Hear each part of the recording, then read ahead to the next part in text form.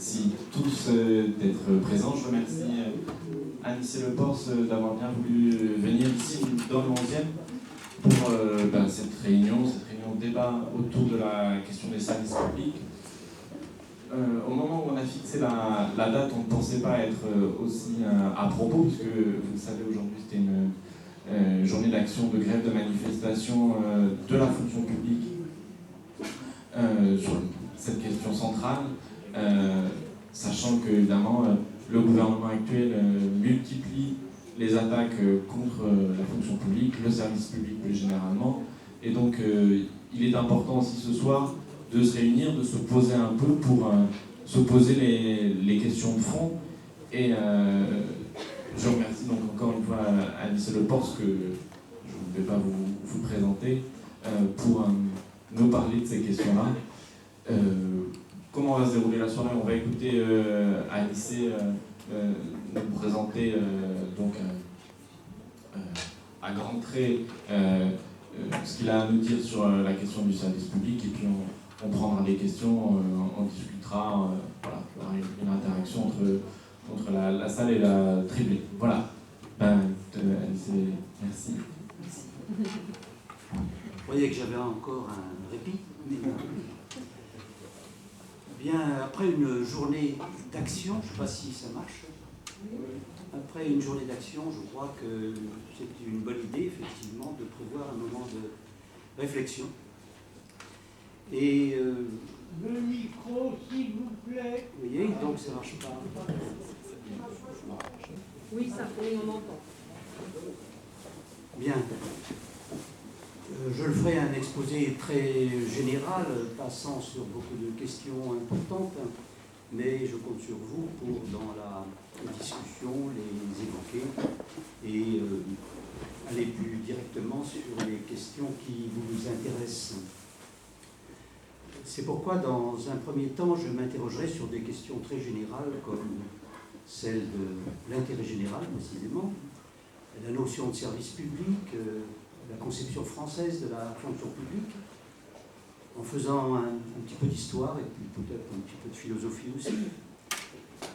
Puis ensuite, j'essaierai de caractériser l'offensive du gouvernement actuel, et plus précisément du président de la République, contre ces acquis de notre histoire, pour ensuite déboucher, bien entendu, sur des réflexions concernant la réplique qu'il convient de lui apporter, donc la contre-offensive, qu'à partir de son offensive, il convient de conduire.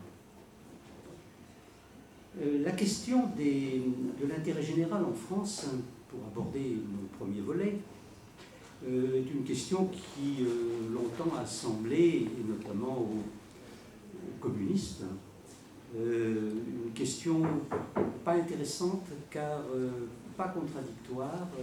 On parlait plus volontiers d'intérêt de classe que d'intérêt général, qui semblait être une notion consensuelle et masquant donc des contradictions. En fait, je crois que c'était une erreur et que l'intérêt général est un concept extrêmement contradictoire et dans lequel il convient de s'engager. Il a une très longue histoire. Je fixerai son point de départ, tout au moins pour notre réflexion, à la fin du XIIIe siècle, où un roi qui s'appelait Philippe le Bel a décidé de constituer un conseil d'État, qu'on appelait à l'époque conseil d'État du roi. Et pour quelle raison? Eh bien parce qu'il considérait que les affaires du royaume ne pouvaient pas être traitées par les tribunaux ordinaires, parce qu'ils avaient à se saisir de l'intérêt général, qu'on n'appelait pas intérêt général à l'époque, on parlait du bien commun, et que partant de là, il fallait une juridiction spéciale, ce conseil d'État du roi, pour traiter des affaires, des sujets avec le royaume. Il a partant de là séparé assez clairement le public du privé. Et en France, nous avons gardé cette culture, le public, c'est pas le privé. Et il faut les traiter différemment. Tout au long de l'histoire qui a suivi, on a maintenu cette différence. Bien entendu, sous la Révolution française, qui a eu beaucoup de défiance vis-à-vis des parlements que les révolutionnaires accusaient de cette mêlée de politique, on a essayé de préciser la notion. Dès l'article 1er de la Déclaration des droits de l'homme et du citoyen, on connaît la première phrase, les hommes naissent et demeurent libres et égaux en droit, mais on évoque rarement la deuxième phrase qui dit que les distinctions sociales ne peuvent être justifiées que par l'utilité commune. On ne parlait pas donc d'intérêt général, on parlait d'utilité commune. Et dans la même déclaration des droits, à l'article 17, où l'on parle du droit de propriété, on dit que le droit de propriété est un droit inviolable et sacré, mais on ne peut lui porter atteinte, dit cet article, qu'en cas de nécessité publique. Et là, on a donc une deuxième notion qu'aujourd'hui on rattacherait à l'Assemblée, à l'intérêt général, mais qui prépare en quelque sorte la réflexion d'aujourd'hui. Tout au long du XIXe siècle, cette notion va faire l'objet de différents travaux en France, et je dirais presque exclusivement en France, en raison de cette distinction publique-privée. Jusqu'à ce que se constitue à la fin du XIXe siècle ce qu'on appelait une école française, et on a lâché le mot là, du service public, en considérant que le service public c'était un peu le vecteur principal de l'intérêt général. Et on a essayé de théoriser cette notion. J'y reviendrai, je veux continuer sur l'intérêt général en disant qu'à cette même période, évidemment, tout le monde s'y est intéressé. Les économistes ont essayé de dire ce qu'en économie, on pouvait dire de l'intérêt général. Alors il y a une théorie qu'on appelle la théorie néoclassique qui a travaillé, qui a théorisé sur ces questions et qui a considéré que si chacun poursuivait son intérêt particulier de manière rationnelle, en étant parfaitement informé, on aboutissait à ce que ces économistes ont appelé l'optimum social. Seulement ce faisant, ils ne considéraient que les individus en tant que producteurs ou consommateurs. Or, on sait très bien que les citoyens ne se résument pas à être des producteurs et des consommateurs. Ce qui fait que l'optimum social, en rien, ne pouvait représenter l'intérêt général. Les juges aussi, les juristes, se sont intéressés à l'intérêt général, mais ils ont été en quelque sorte plus subtils, ils se sont vite rendus compte que ce n'était pas leur affaire, et que l'intérêt général relevait du pouvoir politique, que c'était au pouvoir politique, dans le cadre d'un débat démocratique, de dire ce qu'était l'intérêt général. Néanmoins, ils s'en sont servis. Ils s'en sont servis pour appliquer le principe d'égalité, considérant par exemple qu'on pouvait déroger au principe d'égalité au nom d'un intérêt général. Par exemple, lorsqu'on revendique la progressivité de l'impôt, on considère que, certes, tous les citoyens doivent payer l'impôt à proportion de leurs revenus, mais plus qu'à proportion. Il faut que l'impôt soit progressif pour que ceux qui ont le plus contribuent le plus au nom de cet intérêt général de la contribution des plus riches en faveur des catégories les moins favorisées. On sait que ça n'est que très partiellement réalisé. Mais dans d'autres exemples, par exemple, lorsqu'on applique le quotient familial dans les cantines, eh bien c'est au nom de l'intérêt général qui veut que tout le monde doit être nourri, et les enfants en particulier, correctement, qu'on tient compte du revenu des parents pour fixer les tarifs de cantine. Et il y a de très nombreux exemples. On trouve la notion de service public en droit également lorsqu'on parle de déclaration d'utilité publique, ou bien lorsqu'on parle d'ordre public. Donc le juge a considéré que si c'était aux politiques de définir l'intérêt général, lui-même pouvait y faire référence lorsqu'il y avait justement des problèmes sociaux et politiques qui se posaient de cet ordre. Alors je disais qu'il y a une école française du service public qui a théorisé tout ça. Et on a considéré qu'il y avait service public dans la société, lorsque premièrement il y avait une mission d'intérêt général, donc définie par le pouvoir politique, deuxièmement une personne morale de droit public, une administration, une entreprise publique chargée de le mettre en œuvre, et puis un juge et un droit qui n'était pas le juge et le droit de tout le monde, qui était le juge et le droit administratif, toujours en raison de la spécificité du public par rapport au privé. Alors c'est une théorie qui a eu beaucoup de succès. Elle a avancé des idées comme celle-ci, par exemple. Le service public doit être couvert par l'impôt et pas par les prix. Et c'est une notion tout à fait fondamentale. Il existe des prérogatives de service public. à savoir qu'on ne peut pas appeler la responsabilité d'un service public que pour une faute d'une certaine gravité. On trouve ça par exemple lorsque sont traînés en justice les hôpitaux. Il faut une faute grave pour que les hôpitaux voient leur responsabilité engagée. Et puis en raison du succès même de cette notion de service public, eh bien, le public s'est mis à faire de plus en plus de choses. Au-delà des administrations classiques, de ce qu'on appelle les fonctions régaliennes de l'État, eh bien, il s'est intéressé à bien d'autres choses. Il s'est intéressé aux questions économiques, à la voirie, aux transmissions, etc. Et il a étendu son champ. Il a étendu son champ avec des instruments comme, par exemple, la régie. A l'inverse, comme il s'occupait d'autre chose que du public au sens premier, eh bien, le privé s'est mis à faire du public aussi, à travers, par exemple, des outils juridiques comme la concession. Donc la frontière entre le public et le privé, qui datait donc de Philippe le Bel, s'est peu à peu obscurcie. Et en raison même, je le répète, du succès rencontré par la notion de service public dans notre pays. Et alors que c'était la loi qui présidait à la définition de règles du fonctionnement du service public, de plus en plus le contrat a disputé à la loi le champ de réglementation du service public. Aujourd'hui, on a rencontré la difficulté principalement au moment de la construction européenne, parce qu'on s'est aperçu, en raison de l'histoire que je viens de raconter, qu'on était à peu près les seuls en Europe à avoir raisonné de cette façon. La plupart des autres pays européens s'étaient contentés de la théorie économique que j'ai rappelée tout à l'heure. Si chacun poursuit son intérêt, on va vers l'intérêt général. Et donc, il y a jusqu'à aujourd'hui une incompréhension profonde. Un rapport du Conseil d'État, il y a quelques années, disait « L'Union européenne fait pire que d'être hostile au service public, elle l'ignore ». Et de fait, les critères que l'on retrouve dans tous les textes européens ne sont pas ceux que j'évoquais tout à l'heure pour caractériser le service public. Ce sont des critères essentiellement économiques. Et c'est pourquoi la notion même de service public n'existe pas dans les traités européens. On parle de service d'intérêt économique général et puis depuis moins longtemps de service d'intérêt général. Mais la notion en Europe est une notion essentiellement économique, beaucoup plus que politique comme elle l'est dans notre pays. Aussi bien les traités de Maastricht que d'Amsterdam ont abondé pour affirmer la règle que, puisque la définition du service d'intérêt économique général est à dominante économique, eh bien c'est l'économie de marché ouverte où la concurrence est libre et non faussée qui est la règle de base, fondamentale. Alors de plus en plus, la jurisprudence de l'Europe a été obligée de faire de la place au service d'intérêt économique général.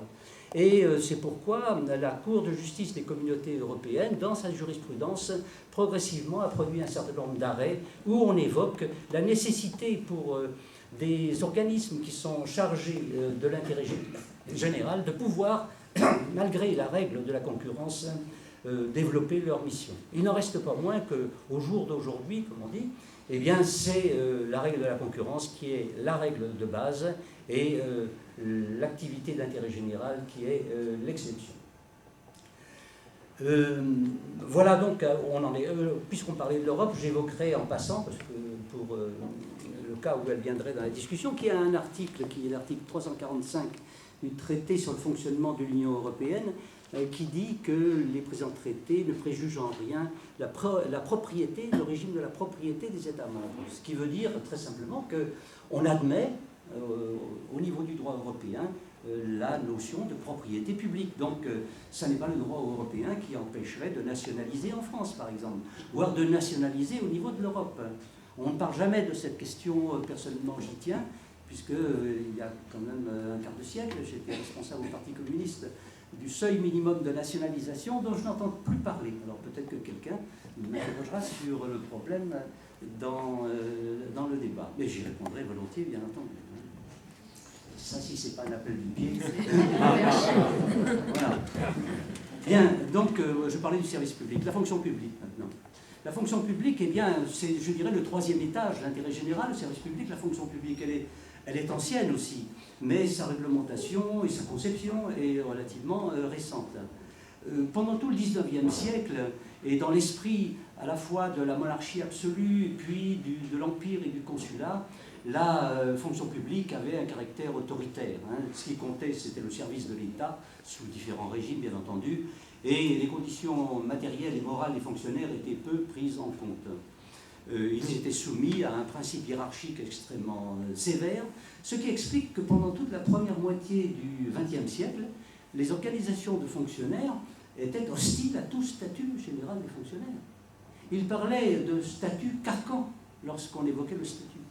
Et c'est l'administration qui voulait promouvoir un statut dans la fonction publique pour appliquer précisément le devoir d'obéissance et le principe hiérarchique.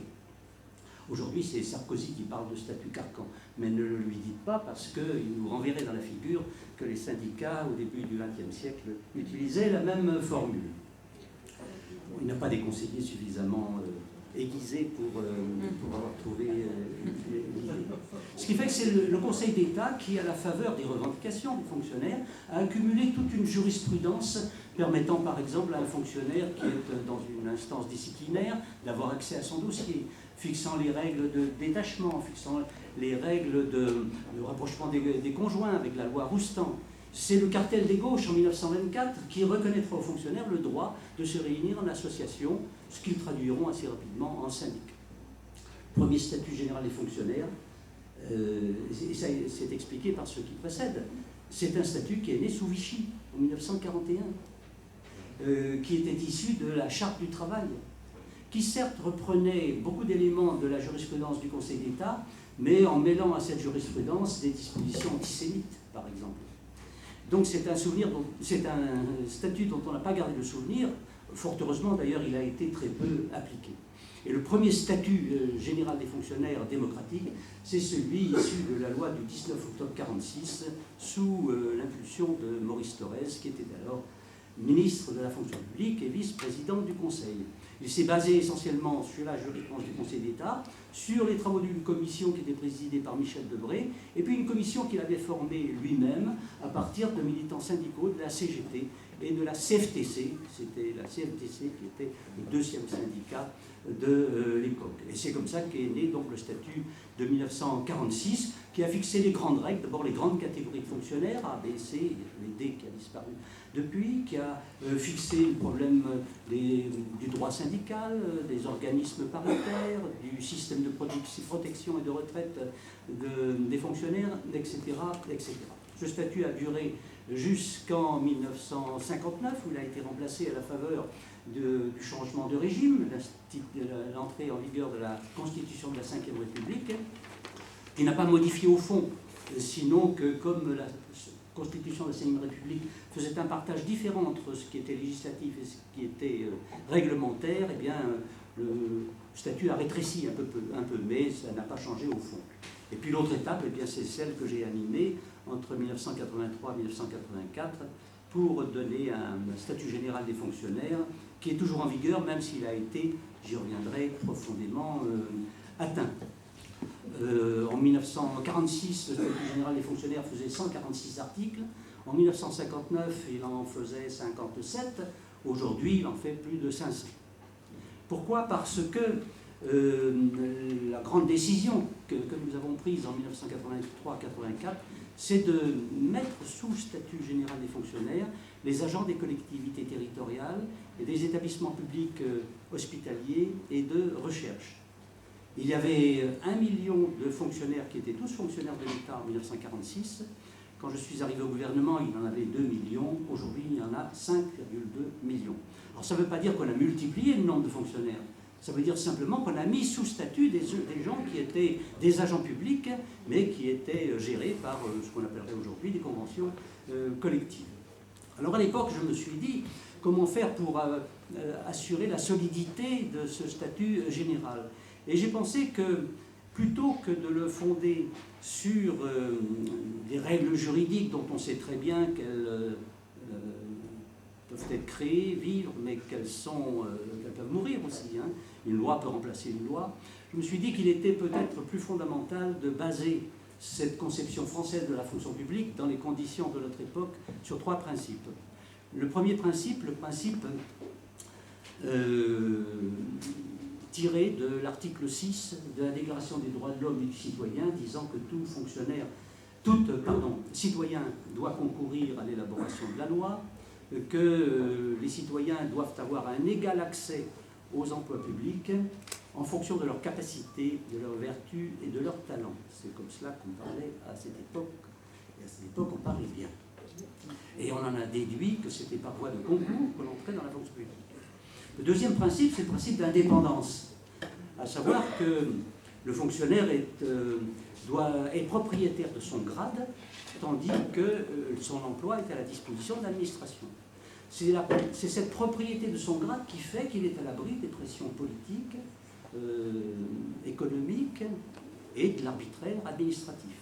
Alors là, je n'ai pas trouvé de référence dans la Déclaration des droits de l'homme et du citoyen, malgré mes recherches. Je n'ai trouvé qu'une loi de 1834, une loi sur les officiers, disant que l'officier est propriétaire de son grade et l'emploi est à la disposition du roi. Alors évidemment, comme référence républicaine, on peut faire mieux, mais enfin, comme je trouvais que c'était bien, que ça sonnait correctement, va pour l'appropriation républicaine de cette formule monarchique. Le troisième principe, c'est celui de responsabilité du fonctionnaire. Alors là, il y a l'article 15 de la Déclaration des droits de l'homme et du citoyen qui dit que tout agent public doit rendre compte à la nation de l'exercice de sa mission. Et alors là se posait le problème, est-ce que notre conception du fonctionnaire une conception d'un fonctionnaire qui est pleinement citoyen, ou bien, comme c'est le cas dans tous les autres pays qui nous entourent, un fonctionnaire qui est au service de l'administration et du pouvoir politique. Et nous avons aussi, alors les deux conceptions sont respectivement appelées conception du fonctionnaire citoyen, conception du fonctionnaire sujet. La conception du fonctionnaire sujet était fort heureusement définie par quelqu'un dans les années 50, qui s'appelle Michel Debré, et qui avait dit, pour définir le fonctionnaire est un homme de silence, il sert, il travaille et il se tait. Alors, c'était un peu facile pour nous de prendre le contre-pied et de dire que le fonctionnaire était un citoyen à part entière, avec en plus une responsabilité, celle de servir l'intérêt public. Voilà, si vous voulez, pour la première partie que je souhaitais évoquer sur les concepts d'intérêt général, de service public et de conception française de la fonction publique. On pourra y revenir autant que vous le voudrez.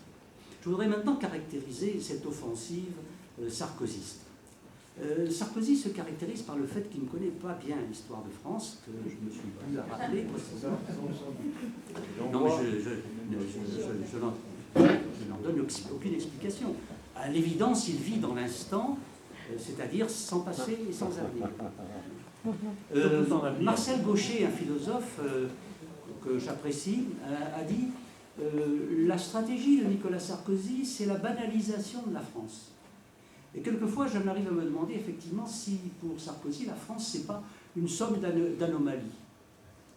C'est-à-dire un pays qui a l'originalité de s'être doté d'un modèle français d'intégration basé sur le droit du sol et le principe d'égalité des citoyens. Un pays qui définit, qui est le seul à avoir la laïcité écrite dans sa constitution et qui la définit par rapport à la raison et non pas par rapport à l'égalité des religieux. Un pays qui a le quart de sa population active dans le service public, ce qui est tout à fait anormal dans l'Europe telle que l'on la connaît. Un pays qui a 36 000 communes, c'est-à-dire autant que tous les autres pays d'Europe réunis. Donc c'est un pays anormal, qu'il faut mettre aux normes. Et les normes, ce sont celles du modèle dominant, c'est-à-dire du libéralisme. Alors, pour cela, bien entendu, il met en œuvre la politique que vous connaissez. Alors on est loin évidemment de la démarche du général de Gaulle, par exemple, pour ne pas prendre d'autres références qui seraient plus faciles et complaisantes. J'ai vécu une époque de manière très active où on parlait de planification à la française. On disait que c'est De Gaulle qui disait ça, c'était une ardente obligation. Aujourd'hui, ce président de la République qui vit d'un instant a recours à ce que j'ai appelé un pragmatisme destructeur. Il détruit ce qui dépasse, tout ce qui lui apparaît anormal.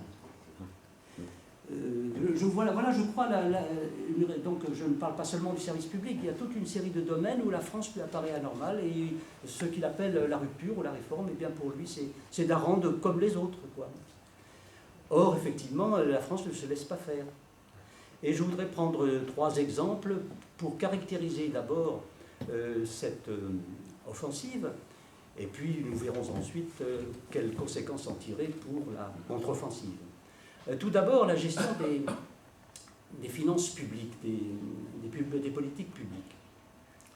Alors, je vais avoir recours à des mots barbares, mais que j'essaierai d'expliquer. Lorsqu'on en a voulu réguler les politiques publiques, moi j'y ai participé puisque j'ai été économiste et au ministère des Finances pendant longtemps. En général, les ministres des Finances donnent 3 raisons pour s'attaquer, pour réaliser les réductions budgétaires. 1, bien entendu, pour améliorer la satisfaction des besoins. 2, pour améliorer la situation des fonctionnaires. Et puis 3, pour réduire la dépense publique. Mais en fait, il n'y a qu'un de ces objectifs qui fonctionne, quoi, pour eux, c'est celui de la réduction. Alors tout au long de, je ne dirais pas de ma carrière, parce que je n'ai pas quand même si long que ça, mais tout au long disons, de la deuxième moitié du XXe siècle, on a connu plein de commissions qui avaient ces objectifs. Moi, j'ai le souvenir, dans les années 50, d'une commission qui s'appelait la commission de la hache. Alors, elle, au moins, elle annonçait la couleur. Hein, on n'avait pas de doute sur ce qui était l'objectif. J'étais à la direction de la prévision du ministère de l'économie et des finances dans les années 60, où on parlait de rationalisation des choix budgétaires. RCB, ça s'appelait. Hein. Et c'était très intéressant. Et la direction de la prévision était composée à 80% de communistes, trotskistes, gauchistes, enfin, vous voyez, la pègre politique, quoi, en quelque sorte. Mais il y avait des gens de l'école normale supérieure, de Polytechnique, etc. Donc, et on s'enthousiasmait véritablement pour ce genre de technique. Au point que lorsqu'il y a eu les événements de 68, c'est nous qui avons pendu au 6 avenue de l'Opéra, où je trouvais cette direction, une banderole avec écrit « L'imagination au pouvoir, signé des technocrates ». Et nous avions baptisé la RCB « Révolution cubaine au budget ». C'est vous dire que les illusions étaient très grandes, quoi. Hein. Alors on ne l'a pas fait. Hein. Sans ça, ça se saurait. Bon. Mais aujourd'hui, c'est la LOLF. Vous avez peut-être entendu parler de la LOLF, loi organique sur les lois de finances, qui ressemble beaucoup à la RCB. Et au début, d'ailleurs, c'est si vrai que cette loi a été votée au Parlement sans aucune opposition. Les groupes l'ont ou bien voté, ou bien se sont abstenus. Mais personne n'a voté contre. Jusqu'au jour où on s'est aperçu qu'il y avait un truc qu'on appelle la fongibilité asymétrique. Hein. Alors, mais bon, c'est pas un gros mot. Hein. Ça veut dire simplement la fongibilité asymétrique, qu'avec dans un budget des crédits d'emploi, on peut les employer pour faire de l'investissement ou du fonctionnement, mais pas l'inverse. Ce qui fait que ça joue toujours en défaveur de l'emploi. Toujours, toujours. Ça ne peut pas jouer en faveur de l'emploi, puisqu'on ne peut pas utiliser pour l'emploi plus que les crédits qui ont été affectés à l'emploi. Et certains de ceux-ci peuvent servir, par exemple, à donner des primes aux fonctionnaires zélés. Hein. Donc c'est quelque chose de tout à fait pervers. Et ça ne suffisait pas, alors on a introduit ce qu'on appelle aujourd'hui la RGPP, la révision générale des politiques publiques. Alors là, ils ne sont pas embarrassés de technique. Hein. L'objectif, c'est suppression d'un fonctionnaire sur 2 partant à la retraite. C'est aussi simple que ça. Plus 300 mesures de restructuration administrative qui toutes ont le sens d'une restriction des compétences administratives. Et tout ceci, la RGPP, a été faite sans aucune concertation. Mais ce qu'il y a de pire et qui a été peut-être moins vu, c'est que dans le même temps, on a supprimé toute une série d'organismes qui relèvent de ce que j'appelle l'administration rationalisante, c'est-à-dire des administrations qui étaient chargées de contrôler, qui étaient chargées de gérer, qui étaient chargées de réfléchir à la rationalité des choses, en bien ou en mal, mais c'était leur fonction. On a supprimé le commissariat général du plan. On a supprimé le Conseil national des entreprises publiques. On a supprimé le Conseil national d'évaluation. On a supprimé les centres d'information et de renseignement administratif. On a réintégré la direction de la prévision, la mienne là, tout à l'heure, dans la direction du Trésor. Donc on l'a noyé en quelque sorte. On a réintégré le comité d'enquête sur le coût et les rendements des services publics dans la Cour des comptes. On a fait disparaître cette création de la Révolution française qu'étaient les archives nationales, ou on est en train de le faire, dans une grande direction du patrimoine, où elle sera elle aussi noyée. On a coupé l'INSEE en deux, on en envoie un morceau à Metz. On a supprimé la moitié des centres départementaux météorologiques. On a supprimé la mission de défense de l'enfant. On a supprimé la commission de déontologie sur la sécurité publique. Et c'est quand même massif comme démarche. Et tout ceci pourquoi? Eh bien, je crois que ça a le sens fondamental qu'on veut trancher la main visible pour favoriser le jeu de la main invisible, celle du marché. Là encore, on retrouve l'idée sarkozienne ou sarkozyste, à savoir que c'est le marché qui doit régler les choses, comme ça se fait en Europe, et comme malheureusement la France a pris une mauvaise habitude de se donner des instruments plutôt dictés par la raison que par l'improvisation du marché. La deuxième question que je voudrais évoquer, c'est celle de la fonction publique. J'ai dit tout à l'heure que la fonction publique représentait 5,2 millions de personnes. Vous pouvez y ajouter 1 million de salariés des entreprises publiques et autres organismes publics. Ce qui fait que ça fait 6 millions. Et puis on pourrait rajouter d'autres organismes encore. 6 millions, c'est exactement le quart de la population active en France. Ça n'a pas d'équivalent dans les autres pays, effectivement. Et c'est ça qui est jugé anormal par le pouvoir actuel. Alors il faut bien dire que ce n'est pas lui qui a commencé. D'autres s'étaient engagés sur cette voie depuis longtemps. Par exemple, en 1987, il y a une loi qu'on a appelée la loi Galland, qui a porté des coups sévères à la fonction publique territoriale, qui était dans la construction que j'avais dirigée, un peu le maillon faible, parce que la fonction publique territoriale, c'est un peu spécial, les relations avec les élus sont un peu équivoques, hein, si on veut, et puis ils n'avaient pas la même culture, la même ancienneté dans la réflexion théorique sur ce qu'est la fonction publique. Ensuite, il y a eu, il faut le dire en passant quand même, en 90, il y a eu le changement du statut de la Poste et de France Télécom, sous un gouvernement de gauche.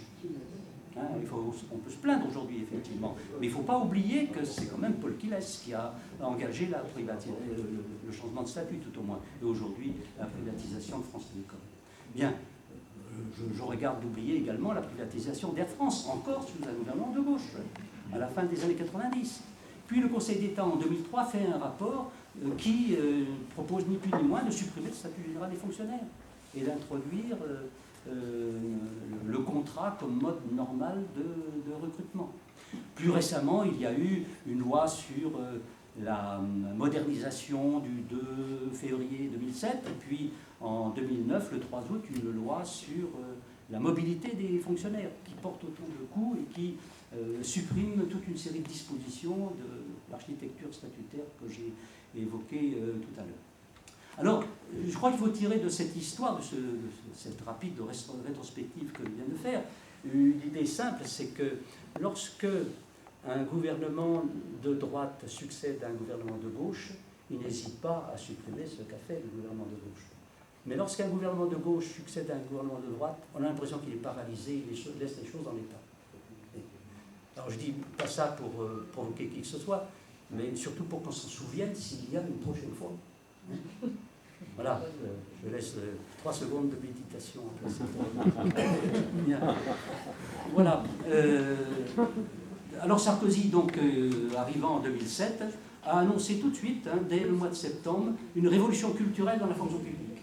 Il a diligenté l'un de mes collègues du Conseil d'État, Jean-Luc Dorixy-Camille, pour faire un livre blanc, dont l'idée est essentiellement d'opposer le contrat à la loi, de développer la notion de métier pour l'opposer à la notion de fonction, et puis de tendre à une appréciation individuelle des fonctionnaires plutôt que de rechercher l'efficacité sociale de l'ensemble de l'administration. Mais ce qu'il n'avait pas prévu, c'est la crise.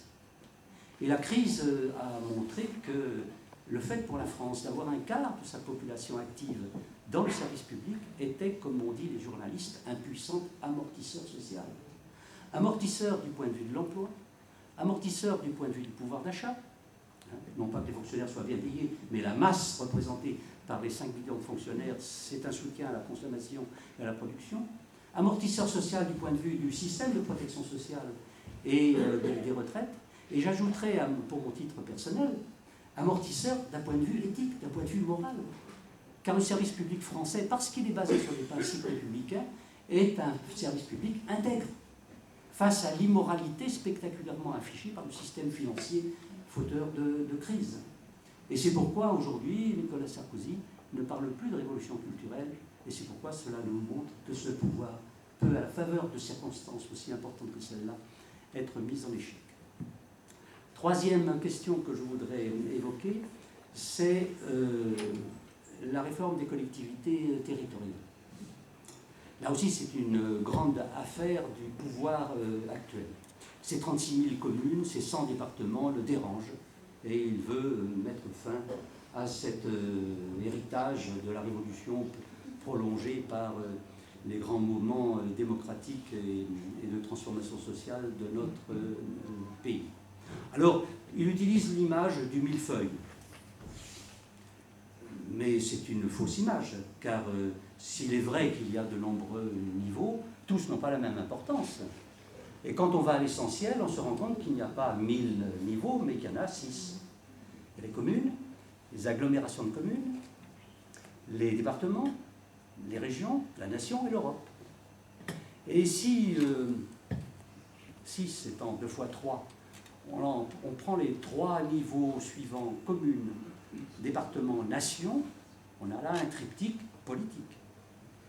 Et l'autre triptyque, c'est-à-dire agglomération de communes, région, Europe, c'est un triptyque essentiellement économique. Alors la question qui est posée est simple. Quel est le triptyque qui doit l'emporter sur l'autre? Est-ce que c'est le politique qui doit l'emporter sur l'économique ou l'inverse? Pour ce qui me concerne, je réponds que c'est le politique qui doit toujours l'emporter sur l'économique. Ce n'est pas le choix fait par Nicolas Sarkozy avec les principales dispositions de la réforme qu'il entend développer. Il y a d'abord, par exemple, la réduction de moitié des conseillers territoriaux. Il n'y aura plus de conseillers généraux et des conseillers régionaux, mais il n'y aura plus que des conseillers territoriaux. Ils sont 6 000 aujourd'hui, ils ne seront plus que 3 000. Ce qui veut dire réduction des liaisons avec la population. Deuxièmement, il crée une nouvelle collectivité territoriale qui s'appelle les métropoles. Il y en a, le nombre varie, mais il y en aura peut-être une dizaine en France, regroupant des populations égales à 500 000 ou plus habitants, mais qui vont déstabiliser complètement l'organisation actuelle. Imaginez par exemple la métropole lyonnaise dans le département du Rhône. On dit que la métropole lyonnaise serait composée d'une 50aine de communes. Que va devenir le reste du département par rapport à la métropole? Il restera peu. Ce sera une coquille dans laquelle il ne restera plus grand-chose. Et que vont devenir les communes qui feront partie de la métropole? Eh bien, elles perdront toute identité et toute compétence. Donc c'est extrêmement déstabilisateur. Et la troisième réforme, c'est la suppression de la taxe professionnelle, qui était l'un des rares impôts en France basés sur le capital, sur les entreprises. Alors certes, avec beaucoup d'inégalités, c'était très critiquable. Il n'en reste pas moins que ça avait ce caractère. Aujourd'hui, on supprime la taxe professionnelle, on enlève donc des moyens considérables, principaux, aux collectivités territoriales, notamment aux communes, et partant de là, on affaiblit nécessairement leurs compétences. Alors il y aura des conséquences, bien entendu. Conséquences sur la situation matérielle et morale des fonctionnaires. Alors aussi bien ceux qui sont dans les administrations décentralisées relevant de la fonction publique territoriale, que les fonctionnaires relevant de l'État, puisque la combinaison de la RGPP dont j'ai parlé tout à l'heure, la suppression d'un fonctionnaire sur 2 partant à la retraite, la réduction du nombre des directions par région, il n'y en aurait plus que 8, il n'y en aurait plus que 3 au niveau des départements, tout cela va aboutir à une contraction de l'administration de l'État, disons. Et en même temps, comme les communes vont perdre des compétences et voir leurs moyens réduits, l'administration décentralisée aussi va être appauvrie. Alors la conséquence est évidemment moins d'emplois publics, mais cela ça va dans le sens du pouvoir. Ça va dans le sens d'une ouverture plus grande aux contractuels, donc à la contractualisation plutôt que au recrutement par concours. Et puis enfin, ça va dans le sens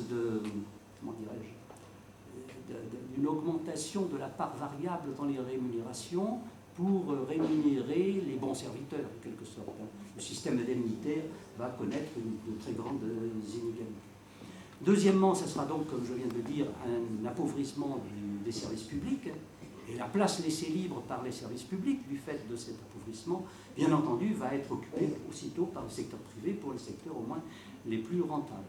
Et puis la réforme introduit aussi un personnage qui existe aujourd'hui, mais pas du tout avec les mêmes compétences, c'est le préfet de région, par qui tout va passer. Et qui sera en quelque sorte un échelon administratif nouveau par son contenu, qui fera écran entre les fonctionnaires et leur propre ministère.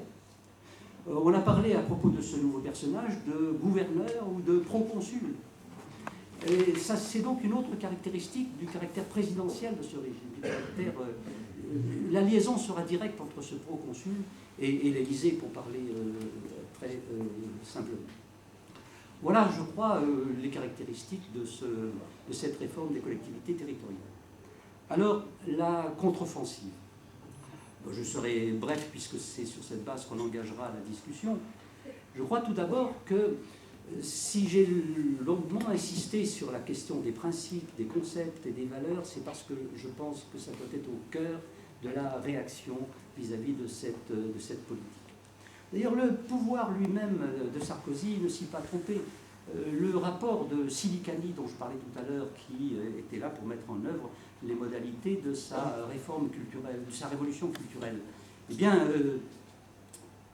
comportait 146 pages, et sur les 146, il y en a 75 consacrés aux valeurs selon Silicani et selon Sarkozy. 75. Alors, une fois qu'il a parlé, je crois qu'il y en a 25. Moi, j'en ai cité 3. Alors, lui, il en a 25. Il ne tire aucune conséquence de ces valeurs. Il passe à autre chose, et autre chose, c'est la politique concernant la fonction publique que j'ai évoquée tout à l'heure. Donc, il y a là à la fois la preuve qu'ils ont le souci de faire valoir les valeurs qu'ils prétendent relever du pacte républicain, et puis en même temps, ils n'en tirent aucune conséquence et ils mettent en œuvre la politique de restriction que j'ai évoquée. Bien. Je crois aussi que alors, le contre-feu de cette attitude, c'est bien entendu de reprendre, en les discutant, en les enrichissant, les valeurs que j'ai évoquées à propos du service public, à propos de la fonction publique, les principes d'égalité, d'indépendance, de responsabilité. Je crois qu'il faut montrer que ce sont des pièces majeures du pacte républicain et que l'opinion publique peut être sensible à l'évocation de ces principes auxquels traditionnellement elle est attachée. Et puis de manière plus générale, je dirais que, je disais tout à l'heure que Nicolas Sarkozy ne connaît pas l'histoire. Je crois qu'il n'y fait référence que pour des opérations de communication, hein, Jaurès, Camus, Guy Môquet, etc. Mais l'histoire profonde, l'histoire républicaine, voire même l'histoire monarchique, je n'ai pas hésité à évoquer Philippe le Bel tout à l'heure, eh bien, ce sont les prémices de ce qui existe aujourd'hui dans le fond républicain de notre pays. Donc je crois que dans la mesure où il abandonne l'histoire, le peuple doit se réapproprier son histoire. Dans la mesure également où il a tranché ce que j'appelais la main visible, c'est-à-dire les outils de rationalisation, je crois que nous devons renouer avec la démarche scientifique, avec la démarche rationnelle. Ce n'est pas le marché qui peut dicter l'avenir des hommes et des femmes de notre temps. C'est la raison, c'est la science, c'est le progrès scientifique. Et donc, à la mesure où il abandonne cet esprit de rationalité qui est traditionnel en France, eh bien, le peuple doit se le réapproprier. Et puis, dans la mesure où il manifeste avec autant d'ostentation sa relation avec les forces de l'argent, dans la mesure où il fait partie de ce système qui est à l'origine de la crise qui cause tant de dégâts, de souffrances et d'inégalités, je crois qu'il faut nous réapproprier aussi une certaine morale républicaine. Le deuxième volet d'une démarche de contre-offensive, je dirais, c'est de faire des propositions. Personnellement, je n'ai jamais considéré que le statut général des fonctionnaires que nous avons élaboré entre 1983 et 1984 était un texte sacré qui ne devait pas bouger. Non, un texte de loi, pour vivre, il doit évoluer avec son temps, avec le progrès scientifique, avec le développement des besoins, avec l'ouverture sur le monde. Et donc, il faut faire des propositions. si un jour je redevenais ministre de la fonction publique, je crois que ça a peu de chance quand même de se réaliser, eh bien j'ai une dizaine de chantiers qu'à mon avis on pourrait ouvrir pour adapter précisément notre service public et notre fonction publique à ses besoins. Plus généralement, et vous l'aurez compris, ces questions que j'ai volontairement centrées sur le service public, sur la fonction publique, sur l'intérêt général, évoquent des chantiers d'une toute autre importance. Je pense en particulier, j'ai parlé de la planification. Est-ce que on doit mettre dans notre revendication politique cette idée de planification, c'est-à-dire cette idée d'une gestion rationnelle des politiques publiques? Est-ce que la question des nationalisations et de la propriété publique reste à l'ordre du jour? On en parle très peu dans le débat politique. Comparé, il y a ici suffisamment de têtes blanches pour s'en souvenir, comparé à ce qu'était le débat dans les années 70, c'est un changement considérable. Je surprendrai sans doute les plus jeunes en disant que la question numéro 1 dans les années 70, c'était la définition d'un seuil minimum de nationalisation qui devait changer le cap pour le Parti communiste, changer la vie pour le Parti socialiste. On n'en parle pratiquement plus aujourd'hui. Les institutions aussi, qu'il s'agisse de la réforme des collectivités territoriales, de la fonction publique, du service public, il est bien évident que ça a un rapport avec les institutions. Quel jugement portons-nous et sur la loi de juillet 2008 ou 9 peu importe, la réforme constitutionnelle de Sarkozy, et puis quel jugement nous portons et sur la démarche qui est la sienne concernant la décentralisation du fait de la mise en œuvre de la réforme des collectivités territoriales. Donc la question institutionnelle aussi est une question politique majeure qui n'est pas séparable de cette réflexion sur le service public, la fonction publique et les collectivités territoriales. Et enfin, troisièmement et dernièrement, je dirais qu'il est juste, bien entendu, de défendre le service public quand il est attaqué. Il est juste de défendre la Poste, France Télécom, lorsqu'elles sont menacées. Et il est juste de défendre tous les services administratifs qui vont devoir fermer du fait de la RGPP. Mais je crois que nous devons, au-delà, avoir une attitude beaucoup plus offensive. Je crois que ce qui caractérise notre époque, c'est ce que j'ai appelé dans certains textes la montée de l'en commun. On en a une bonne conscience s'agissant par exemple des problèmes écologiques. Il n'y a pas de doute qu'aujourd'hui, une politique qui n'engagerait pas une réflexion sur ce que va devenir la Terre, tout simplement, eh bien, à mon avis, laisserait tomber un champ important de réflexion politique nécessaire. Mais au-delà de ce problème qui est souvent dans l'actualité et quelquefois à la mode, il y a bien d'autres questions. La question de l'eau, par exemple. La question de la disposition des ressources du sol et du sous-sol. Est-ce qu'il ne faudra pas un jour poser le problème de la question de la propriété, du pétrole? Est-ce qu'il est juste que ce soit les gens qui occupent le sol qui aient la pleine disposition privative, en quelque sorte, du sous-sol?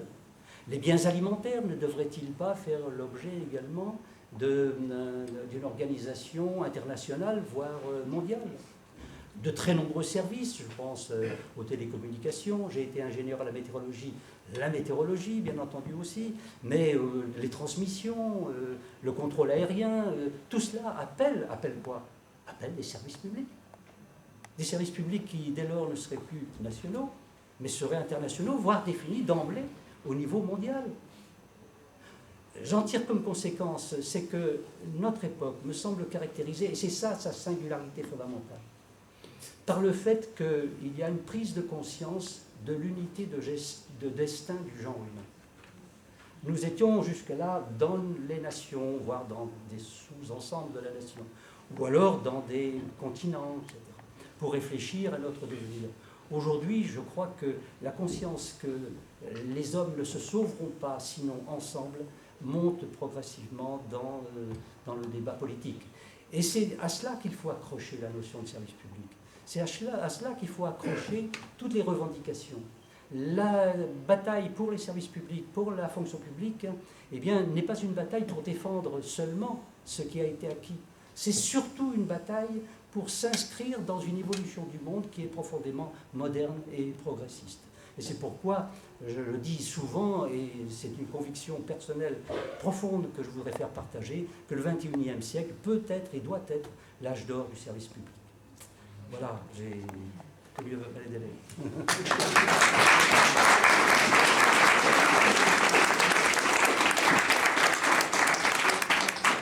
Merci beaucoup déjà pour commencer. Et la parole à ceux qui la veulent. Je vous demande juste de lever le doigt et je vous attribuerai la parole pour des questions et on prendra quelques questions. Alors, Gemma. Qui ont tête blanche, qui ont anciennement tête blonde, des années 70. Je veux dire, pour moi, et que j'ai tendu la main pour une question sur la propriété et le pouvoir, quand on dit nationalisation, seuil minimum de nationalisation, quand on disait seuil minimum de nationalisation, on considérait que la propriété était liée au pouvoir et que le pouvoir sans la propriété n'existait pas, quoi. Et je dirais, ça se vérifie quotidiennement dans les journaux économiques, où effectivement, je dirais, le capitalisme en tant que tel, lui, a bien compris ça, où, je dirais, pour gagner 1% de participation dans une entreprise rentable, bon, je dirais, la bourse est là pour ça. Donc, quelque part, je dirais, ce combat de détention de la propriété pour avoir le pouvoir me paraît, pour moi, à l'ordre du jour, plus que jamais, et c'est effectivement un combat qu'on a peut-être délaissé depuis quelques années. Donc, je dirais, et j'ai trouvé une expression qui, moi, me convient bien, c'est de dire que nationalisation, ou peut-être maintenant, si on le dit, européanisation ou mondialisation de certaines propriétés, pourquoi pas, mais nationalisation est donc prise de propriété réelle est une condition nécessaire, et en tant qu'ancien matheux et physicien, pour moi le mot nécessaire a un sens précis, hein, d'une condition nécessaire qui doit être remplie pour pouvoir atteindre un objectif, même si ce n'est pas une condition suffisante, et là des conditions suffisantes, il y en a toute une liste qui effectivement n'ont pas été remplies au moment d'une nationalisation de 81-83. Donc, est-ce que, je dirais, quand on... Et je bifurque tout de suite sur une question qui est plus politique, mais qui est un peu d'une... qui moi, m'interpelle depuis les années 70 aussi, qui est celle qu'on a... En 70, on disait, la loi sur la formation permanente de 71 permettra un changement des rapports de force dans les entreprises parce que on obligera les salariés et les cadres à se former, ils auront les obligations de se former, et donc ça changera les rapports de hiérarchie, etc. On a bien vu que cette loi a été immédiatement récupérée par le patronat, qui en a fait, au-delà des aspects financiers, on en a fait qu'un outil de gestion du personnel supplémentaire. Est-ce qu'aujourd'hui, je dirais, cette revendication nouvelle qu'on a, qui est de dire la formation tout au long de la vie professionnelle, etc., qui est une revendication extrêmement juste, ça je la partage complètement, est-ce qu'elle n'est pas aussi, elle, en train d'être récupérée et récupérable par le patronat pour servir ses propres intérêts et non pour, je dirais, transformer les rapports sociaux et les rapports de travail. Voilà. Donc j'ai deux questions en une. Merci, je propose qu'on prenne plusieurs questions. Jean-Robert. Oui, alors effectivement, on a beaucoup moqué la notion de seuil, et y compris dans les rangs du Parti communiste, lorsqu'on disait, en plaisantant, alors en deçà du seuil, c'est encore le capitalisme, au-delà du seuil, on rentre dans une autre étape vers le communisme, etc. Mais on se moquait de nous-mêmes. Moi, j'ai tout le temps entendu ça, et je voudrais ajouter immédiatement quelque chose qui m'a aussi toujours choqué d'un point de vue logique. C'était de confondre justement conditions nécessaires et suffisantes à propos des nationalisations, sous prétexte qu'elles n'étaient pas conditions suffisantes pour assurer le progrès, le développement, la justice, etc. Alors on oubliait le caractère nécessaire. Oui, mais là je parle encore dans les rangs du Parti communiste. C'est quelque chose qui m'a toujours, chaque fois qu'on parlait de nationalisation, on se dit oui, mais enfin bon, tu vois bien que les nationalisations, dans la manière dont elles sont conduites, dans le contexte actuel, finalement, où on se calque sur le modèle des sociétés privées, ça n'a pas grand sens, etc. Oui, on a beaucoup entendu ça quand même. Donc, j'en reviens à cette idée que... Alors, autant je considère que c'était très important d'évoquer la question du droit des travailleurs et dans les entreprises privées. C'est-à-dire que tout n'est pas que question de secteur public ou de secteur nationalisé, mais qu'il fallait beaucoup se préoccuper dans les prises de décision, notamment des entreprises privées, du rôle des salariés, de leurs droits, de leur place, etc.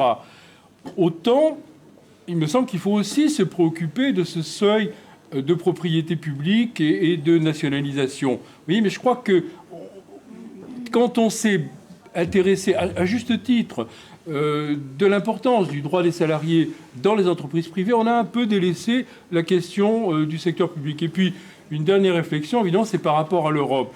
Quand tu dis, bon, l'Europe ne préjuge en rien de la nature, de la propriété, c'est peut-être pas si simple, parce que l'Europe fait pression pour, par exemple, lorsqu'on accorde des soutiens financiers particuliers à un secteur économique, on va dire, on privilégie ce secteur en France et au détriment de ce même secteur dans d'autres pays, là où il est privé, etc. Donc, c'est peut-être pas aussi simple, me semble-t-il. Voilà les questions que je vais me poser. Merci. Que j'ai entendu au début. C'est par rapport à ce qui s'étaye à cette notion d'utilité publique, plutôt de nécessité publique, telle qu'elle avait été énoncée dans les droits de l'homme et du citoyen. Cette notion, bon, c'est une notion qui était énoncée dans les droits de l'homme et du citoyen de 1789, mais ce qu'on oublie aussi, c'est que le politique s'est vite aperçu que la propriété pouvait opprimer aussi. Parce que quand on regarde la Constitution et Déclaration des droits de l'homme de 1793, on voit déjà apparaître certaines notions de droit. Par exemple, le droit à l'instruction, le droit au travail, le droit au secours au cas où on puisse être privé de travail. Et il y a eu des mesures concrètes qui ont été déjà prises par le politique déjà à ce moment-là. Que ce soit le décret Sontonax dont on parle très peu, parce que lui ne prévoyait pas d'indemnité pour les colons. Et l'actualité d'Haïti, d'ailleurs, le rappelle un peu, parce que la dépendance d'Haïti est un peu liée à ça. Il y a eu aussi la loi du maximum, dont les grands tenants du libéralisme, actuellement, ils ont beau jurer ce qu'ils veulent, mais combien prennent actuellement, achètent leur électricité sur le marché? Eh ben, je pense qu'il n'y en a pas beaucoup. Donc, il y a eu les nationalisations de la résistance. Parce que là aussi, c'est aussi une question d'utilité publique, aussi, parce que, étant donné le comportement, et c'est là, et ça confirme ce que je dis, le comportement du grand patronat à cette époque-là, eh bien, on s'est aperçu qu'il fallait l'appropriation publique des grands moyens de production et d'échange, ainsi que c'est inscrit dans le Conseil national, dans la déclaration du Conseil national de la résistance. Troisièmement, la politique de Sarkozy, pour moi, c'est pas une politique nouvelle. Elle se soumet au système dominant. À l'époque, par exemple, et ça, on peut en faire quelques rapprochements analogiques là-dessus. C'est le règne du Second Empire où on déréglementait beaucoup de choses, hein, que ce soit la boucherie, la boulangerie, les courtiers, les fiacres, et qu'en même temps, on parle d'un projet de Grand Paris, mais ça s'est produit exactement de la même façon, avec l'extension des pouvoirs du préfet de police, une ligne de chemin de fer, etc. Et toujours dans un même sens. Merci Jean-Marc. Il y a deux personnages de premier plan mondiaux qui ont, d'une certaine manière, reconnu l'échec des politiques libérales. D'une part, Alan Greenspan, président de la Réserve fédérale américaine, qui a reconnu devant le Congrès il y a maintenant 2 ans que la théorie de la main invisible du marché à laquelle il croyait, eh bien, qu'il s'était trompé, c'est pas rien, parce que Greenspan a été pendant 15 ans le gourou de toute la finance mondiale, hein, la référence partout, dans toutes les salles de marché, dans tous les marchés financiers. Donc il a reconnu qu'il s'était trompé, c'est pas rien. Et il y a eu un deuxième personnage de première importance qui a reconnu aussi l'échec des politiques libérales, c'est Nicolas Stern, qui est économiste bien connu, qui a fait un rapport sur le réchauffement climatique. Et il a dit, cette phrase qui est quand même, je trouve, historique, le réchauffement climatique est le plus grave échec du marché. Donc la révolution libérale qui a été mise en œuvre à partir des années 80 et qui se résume par une parole de Reagan, il faut moins d'État sur le marché et plus de marché dans l'État. Cette politique a été mise en œuvre depuis maintenant 40 ans, est en échec. Voilà. Et donc, ça repose toutes les questions de repenser un nouveau mode de développement, de reposer complètement les principes d'un nouveau mode de développement. Et malheureusement, quand on regarde les choses, on se rend compte qu'on n'en prend pas le chemin. On n'en prend pas le chemin, puisqu'on est en train d'approfondir les politiques libérales, notamment en France, qui ont conduit à cet échec. En quelque sorte, on a un train de retard, alors qu'il faudrait commencer à réviser les choses. On va s'enfoncer un peu plus dans les politiques libérales qui ont conduit à cet échec. Voilà ce que je voulais te dire. Donc, moi, je pose la question du pouvoir, de reconquête du pouvoir, et ça passe pour moi par rendre, par exemple, pour les banques, parce que alors les banques, on a vraiment l'illustration même, de l'aberration du système, c'est que les banques, les États les ont sauvés, hein, et maintenant, les États qui se sont endettés, qui vont avoir besoin de s'endetter, vont être obligés de faire appel aux banques pour se financer. Donc, le pouvoir des banques dans la crise se renforce. Donc, moi je dis, il faut briser le pouvoir des banques. Sans ça, on ne pourra rien faire dans l'avenir. Merci. Je te laisser répondre avant de prendre une autre série de questions. Oui, d'autant plus qu'il y a une certaine homogénéité des questions posées.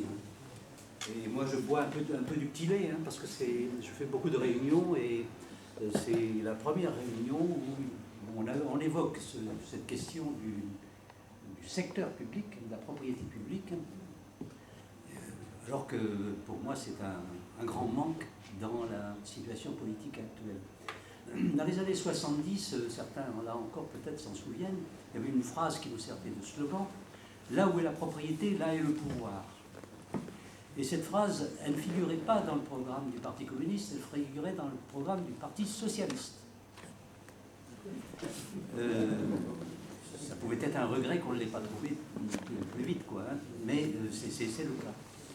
Alors, il faut se demander aujourd'hui, est-ce que c'est toujours vrai ou pas? Est-ce que là où est le propriété, là est le pouvoir? Moi, je suis frappé par le fait que quand je regarde n'importe quel quotidien, à la page de l'économie, tous les jours, il y a un tel qui veut prendre une participation dans une autre société. Pour les capitalistes, la question de la propriété est très importante. Comment se fait-il qu'elle ait disparu de la réflexion de gens qui contestent ce système? C'est quand même quelque chose de tout à fait surprenant. Alors, et je participe tout à fait au raisonnement qui a été évoqué. Certains disent, puisque ça n'était pas suffisant et que ça a échoué en 82, c'est pas nécessaire. Je crois que c'est une erreur de raisonnement totale. Il faut au contraire s'interroger sur les raisons pour lesquelles ça n'a pas marché. Qu'est-ce qui manquait pour pouvoir enrichir éventuellement une politique de marche de ce type. Alors, je me suis senti évidemment concerné puisque au Parti communiste, c'était ma principale responsabilité que ce seuil minimum de nationalisation. Et il s'est trouvé qu'étant au gouvernement, j'ai participé à la réflexion et puis au système de décision, même si on n'a joué qu'un rôle limité, qui a conduit aux nationalisations de la loi du 11 février 82. Et là, ça a été au début pour moi une grande surprise. Au mois de septembre, le président de la République a réuni le gouvernement à Rambouillet, ce qui était tout à fait anormal. Mais c'était pour marquer l'importance de la décision qui allait être prise. Et il s'agissait d'examiner les propositions de nationalisation que le gouvernement de la gauche, qui venait d'arriver depuis quelques mois, allait mettre en œuvre. Et alors là, se sont affrontées deux conceptions. Il y avait la conception de Delors, Ballinter, Rocard, qui, certes, admettait, le contexte les y obligeait, à réaliser, que l'on réalise certaines nationalisations, mais il y avait un débat accessoire qui était nationalisation franche à 100% ou nationalisation financière seulement à 51%.